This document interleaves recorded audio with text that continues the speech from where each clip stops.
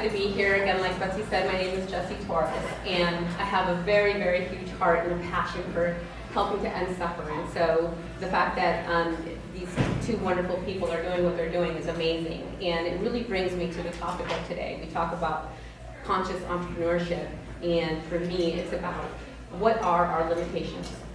Why is it that you can take a family and two people that grew up in the exact same family and show up completely different?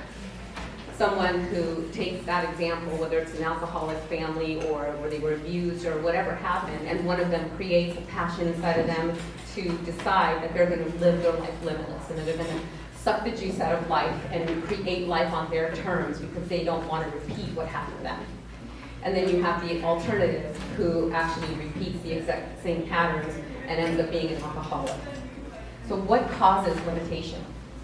And before I get started, I'd like to ask you a favor, that you please empty your cup. As Betsy said when we first got here, be willing to see things differently. I believe that every single person that enters my world, including my kids, are there to teach me something. I can learn something from each individual because we're all in this together, like we said. And the way you show up, how you process what you've been through, shows me something about you. I'm a lover of just loving people and seeing the greatness in them and how they show up in the world, no matter where you come from. I don't think I'm better than you. I just feel like we're all together in this. So if we can learn something different today, that would be amazing. Yes? Yes. Awesome. So the first step into helping find your limitless potential. I discovered this through my own journey, as Betsy said. I'm going to try to put like an hour speech into 15 minutes, so bear with me. The first step is forgiveness. Forgiveness is a really powerful tool, and a little bit about my journey and what brought me to that.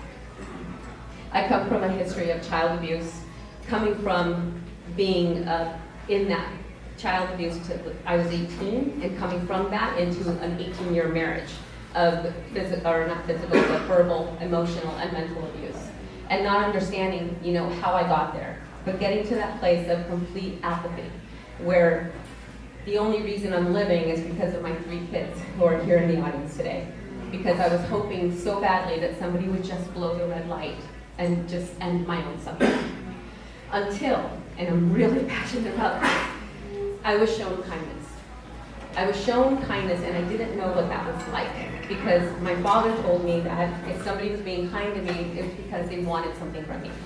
They wanted to take advantage of me. And because he was sexually abusing me, he imagined the world would, and it was really him.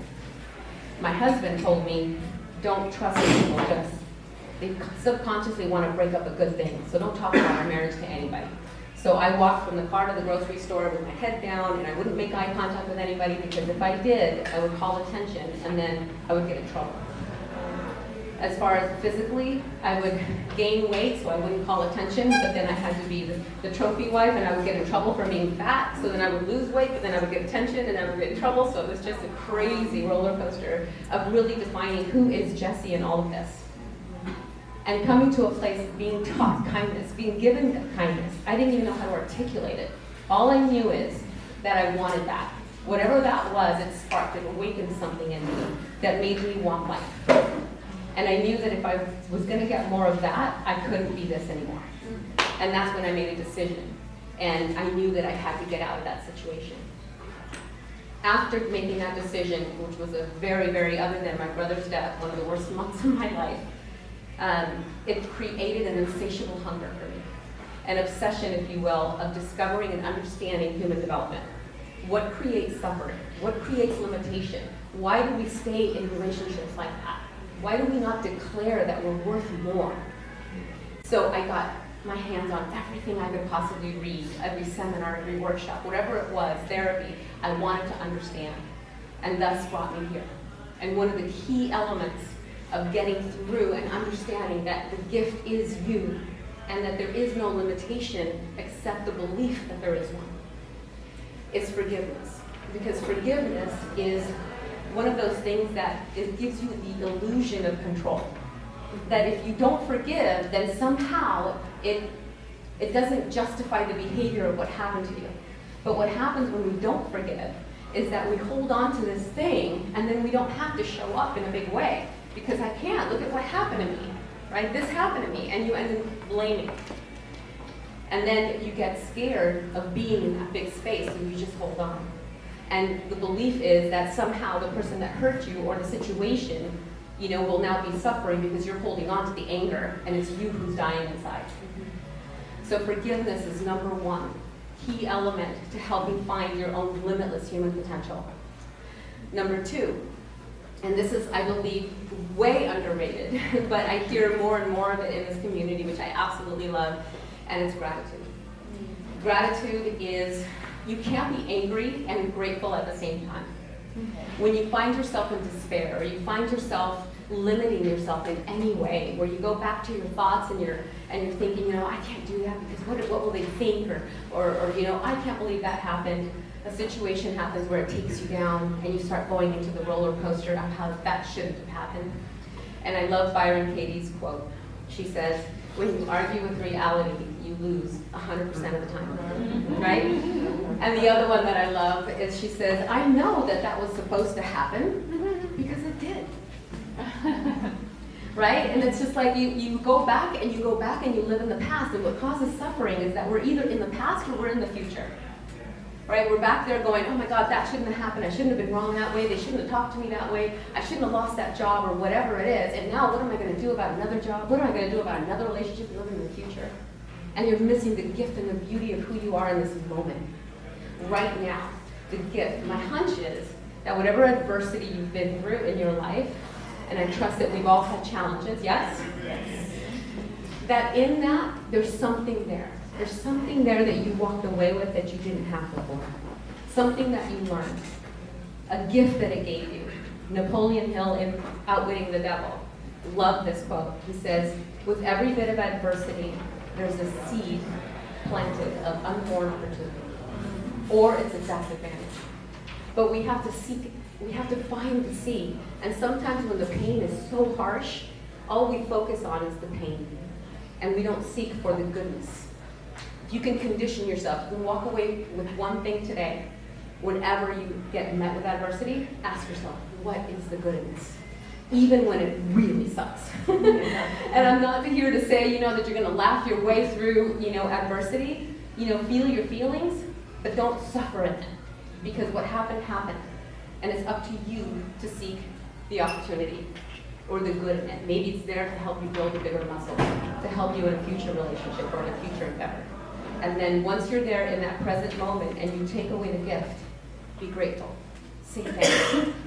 Give thanks for what happened. Give thanks for where you are today because of it. And give thanks for what's to come because of your new human power you just developed, right? I love the human superpowers as well. I'm a superhero as well. And the last one is love. Love is another underrated thing. It's been trivialized. People say, love won't pay the bills, right? You can't love your way to pay your rent. Well, I'm here to call BS on that. I think that's nonsense. Love is the gateway. We talk about oneness. We talk about our unique gift. If we reach out and love each and every person, find something, kindness made a difference in my life. I believe that every single day we can find one kind thing to say to somebody. Whether it's you got a nice smile, whether it's thank you or opening the door for someone, because you don't know what's going on in their lives. I was a very good hider of my experience. Nobody knew what I was going through. Nobody. Those people that showed me kindness, they'll never know how they changed my life. I don't even know some of their names. But I'm here 16 years later telling you guys about it. So that's the difference you can make. If each individual has a sphere of influence of 300 people that they know, relatives, family, the dry cleaner, the Starbucks person, and you affect one human being, you may just have affected 300. If you affect 10, right, 20, 100. So don't underestimate the power of kindness and love. Love on everybody. And when you have darkness or adversity or somebody that hurts you, don't be angry, don't rage, don't fight back. Love them and move out of their target, right? You don't have to stay in their bullseye. But when you come from love, it gives you love. Because to be loving gives you love. It's the law of reciprocity. You get it no matter what. So if I could invite you 3 action steps for you guys. 1, forgive yourself. There's something that's going on in each of you, some memory, something that went down that you can forgive yourself for. For me, when my father was abusing me, I condemned the holy crap out of my little girl. Why didn't you kick? Why didn't you scream? Why didn't you pee yourself or spit on him or gouge his eyes? I don't know. As an adult, I can do that, right? Because I should have done this and I should have done that, and then I wouldn't have suffered. And I had to forgive her. I had to forgive her and love her. Because the truth of the matter is, I am grateful for every moment of my life. Every stitch in the fabric of my quilt. Because I wouldn't be here today speaking to you guys, coaching people into their limitless potential, had I not had every experience of my life. So I am grateful and I've forgiven myself. And after that, find that one person that you need to forgive. That one person that, just kind of rubs and you're thinking, no, I can't forgive because somehow that justifies the behavior. It doesn't. Forgiveness is only to heal you. It doesn't mean you agree with the behavior. It just means that you're ready to set it free and acknowledge the greatness in you because of it. Then, show gratitude. Gratitude for your experience, for your life. And I invite you to write a letter of gratitude to the person you're forgiving. Even if that's your little girl or your little boy. And finally, love. Show kindness. Go out there and be kind to at least one person a day. If you come out of your home and you go to Starbucks or you go to even here at Eve, find something beautiful to say about the person you're encountering with. Because you never know the difference that it can make in your life. And as far as conscious entrepreneurship, if you want to double your business, if you want to grow as an entrepreneur, love your clients. Love your team. Love your executives. Find what they need. What is the service that you're providing? What do they need? And love on them. And trust that that's what we're looking for. We've been sold to way too long. We don't want to be sold to. We want to be cared about. We want to have enrolling conversations. So, is that my time? I got 2 minutes, yay! So that's my invitation. I have my website, which is Unleashed with ED. Unleashed Spirit Awakened Spirit Unleashed. If you'd like to get a hold of me, and I have a sign-up sheet in the back. I'd love to work with you.